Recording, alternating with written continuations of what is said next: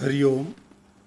श्रीमद् भगवद गीता अध्याय 1 श्लोक 24 तक हमने चर्चा कर ली थी। 25 से आगे चर्चा करेंगे। श्लोक 24 तक हम देख रहे थे कि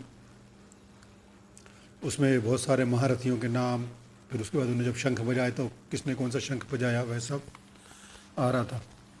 उस श्लोक 24 में परमात्मा जब रथ को दोनों सेनाओं के बीच में ले जाते हैं और अर्जुन को कहते हैं कि इन कुरुवंशियों को देख। वैसे तो अर्जुन भी कुरुवंशी था, महाराजा कुरु के ही वंशज थे, परंतु यह कहकर भगवान उसके मन में मोह उत्पन्न करना चाहते थे ताकि वह प्रश्न पूछे और मैं उत्तर दूं और उसके बहाने सारे संसार को मैं जागृत करूं और उनको प्रॉपर गाइडेंस दूं। अब आगे श्लोक 26 से आगे देखते हैं। 25 में यही आया था, 26 से देखते हैं। 26 से 47 तक हम एक साथ लेंगे। इसके बाद भगवान कृष्ण रथ को दोनों सेनाओं के बीचों बीच ले जाते हैं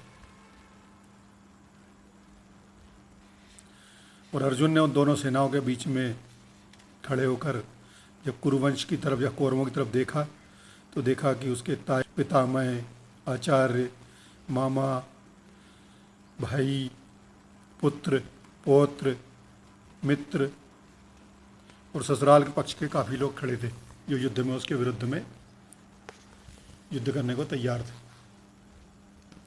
उन सब बंधु बांधवों को देखकर अर्जुन के मन में एकदम से विचार आता है और वो थोड़ा मोह में आ जाता है और वो प्रश्न करने लगता है भगवान कृष्ण से कि युद्ध की इच्छा वाले अपने कुटुंब समुदाय को देखकर मेरे सारे अंग शिथिल हो रहे हैं, मुख सूख रहा है, मेरे शरीर में कपकपी आ रही है और रोंगटे खड़े हो रहे हैं और मेरा धनुष हाथ से गिर रहा है। मैं भ्रमित हो रहा हूँ और खड़े होना भी मुझे मुश्किल लग रहा है। ये लक्षण युद्ध के विपरीत हैं। ये कृष्ण, मैं ना तो विजय चाहता हूँ, ना राज्य चाहता हूँ, ना ही सुख चाहता हूँ। ऐसे राज्य से क्या लाभ, भोगों से क्या लाभ अथवा जीने से क्या लाभ जिसके लिए हम राज्य, भोग और सुख की इच्छा में अपने रिश्तेदारों के ऊपर ही अटैक करें, उन्हीं की जान ले लें।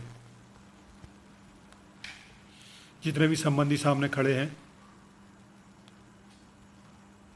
यदि वो मुझ पर प्रहार भी करे तो भी मैं उनको मारना नहीं चाहता। मुझे त्रिलोकी का पूरा राज्य मिलता हो तो भी मैं इनको मारना नहीं चाहता।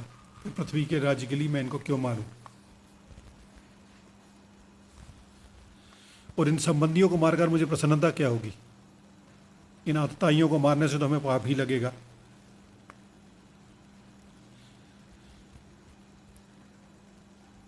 इसलिए अपने बांधव या बंधुओं, धृतराष्ट्र संबंधियों को मारने के लिए हम योग्य नहीं हैं, क्योंकि हे माधव, हे परमात्मा, अपने कुटुंबियों को मारकर हम सुखी कैसे होंगे? लोभ के कारण उनका तो विचार या विवेक लुप्त हो गया है।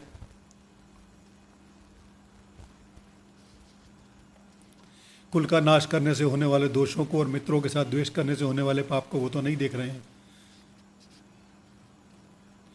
तो भी हे जनार्दन, कुल का नाश करने से होने वाले दोष को ठीक ठाक जानने वाले लोग, हम लोग इस पाप से निवृत्त होने का क्यों ना विचार करें? क्यों हम लड़ाई की तरफ आगे बढ़ें?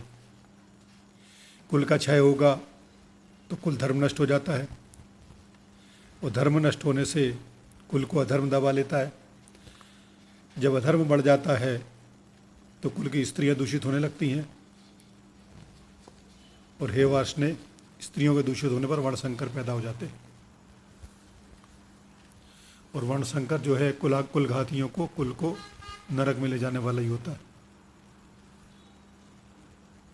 और इस वर्णशंकर पैदा करने वाले दोषों से कुलघातियों के सदा से चलते आए कुल धर्म और जाति धर्म नष्ट हो जाते हैं। और हे परमात्मा, जिनके कुल धर्म नष्ट हो जाते हैं उनको बहुत काल तक नरकों में वास होता है। ये बड़े खेद और आश्चर्य की बात है कि हम लोग बड़ा भारी पाप करने का निश्चय कर बैठे हैं। हम राज्य और सुख के लोभ से अपने स्वजनों को मारने के लिए तैयार हो गए। अगर ये हाथों में शस्त्र अस्त्र लिए हुए धृतराष्ट्र के पक्षपाती युद्धभूमि में सामना न करने वाले तथा शस्त्र रहित मुझे मार भी दें तो वह मेरे लिए बड़ा ही हितकारक होगा। ये शब्द थे अर्जुन के जो उसने परमात्मा को बोले। अब संजय जो हैं धृतराष्ट्र को बता रहे हैं कि ऐसा कहकर शोकाकुल मन वाले अर्जुन बाण सहित धनुष का त्याग करके युद्धभूमि में रथ के बीचों बीच बैठ गए। और इस स्थिति में यहाँ पर जाकर अध्याय 1 समाप्त हो जाता है। अध्याय 2 में आगे प्रश्नोत्तर शुरू होगा, जो कि हम आगे चर्चा करेंगे।